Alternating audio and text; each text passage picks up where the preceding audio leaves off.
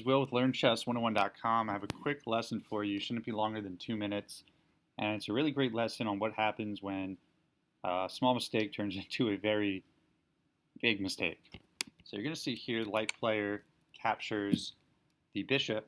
And right now, dark player has the option of either capturing with the pawn or the queen.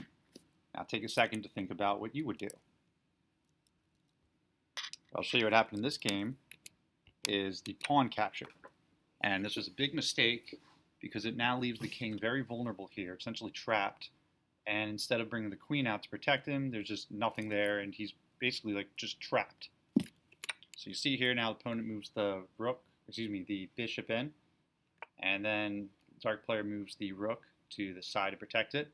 But again, there's still nowhere the king can move here onto f8 because the bishop's blocking it, and he can't move there. He only has basically 2 places to go at this point. And there's pawns trapping him in. So now light player is moving this bishop out to get the queen in there. And then dark player just doing what they can. Again, there's not much they can do, so they just trade off some pieces here. And that's when the opponent moves the queen in. And again, there's just nowhere for the king to go. The queen's here. The rooks are all covered. They can't do anything. King moves one last place, and then checkmate. So again, this is a really good lesson because it just shows how just one move can essentially cost the game. You know, if dark player moved the queen out here to capture the rook, then the queen would have been here to protect the king from the bishop, and also this pawn on g7 could have captured the bishop if it went to h6 again for any reason.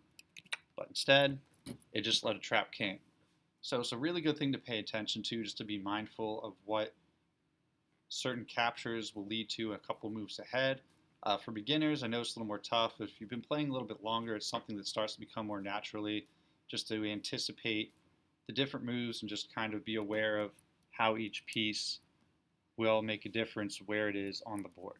So I hope you guys enjoyed the lesson. If you have any comments or questions, leave them in the comment section. And thank you for watching.